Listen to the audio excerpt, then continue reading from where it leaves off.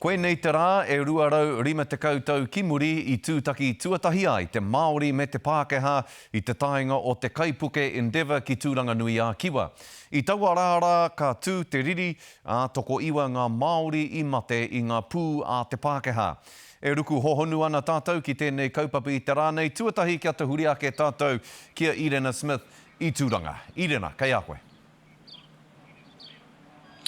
Ok, muri iau ko te Kaipuke Tauira Endeavour. Kua tai mai hei whakamahara atu ki ngā tau ruarau 50 mai te taenga mai a Kapune Kuki me ona hoia ki Tūranga.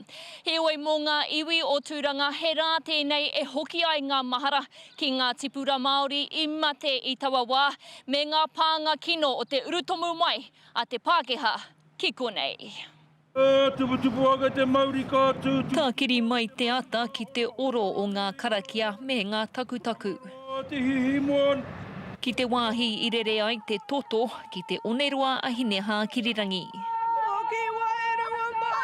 Ai me puta, ka tika kia rongo na, kia rongo a manawa, kia rongo a kōrero, kia rongo a taiao, kia rongo katoa, e kei te mamai tonu te ngaka. And as a tangata tiriti here, living hopefully, and I've got mohos who are mana whenua, it's really important, I think, for us to come and just remember the whole story of what happened and acknowledge that.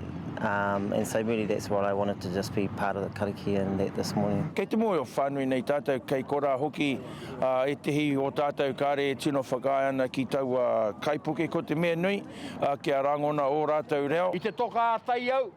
E marama ana te kite, e rite ana ngā iwi kāinga kia hohou i te rongo. Hainora, ko tīmata te kōrero. Tahi ai te kōrero, kia rongo ai te kōrero kotahi, i runga noho ki te wākotai. Tātou o Tūranga, Tūranganui a Kiwa. Puta noi tō tātou rohe o te tairawiti.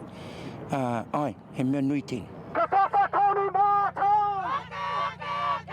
Kaore kore e noho tōtara wāhi rua ana ngā hunga kāinga ki tēnei rā, ka umai te tauira o te Kaipuke Endeavour ki te tairawhiti. My kids are half European, Māori.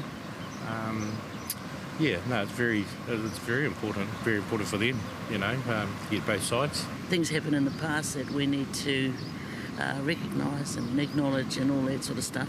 Aha koa te waha o ngā kupu whakahe. The stolen generation. Kua umai ngā kōrero me ngā hituri ki Tūranga, kia kite kia mara mai te katoa.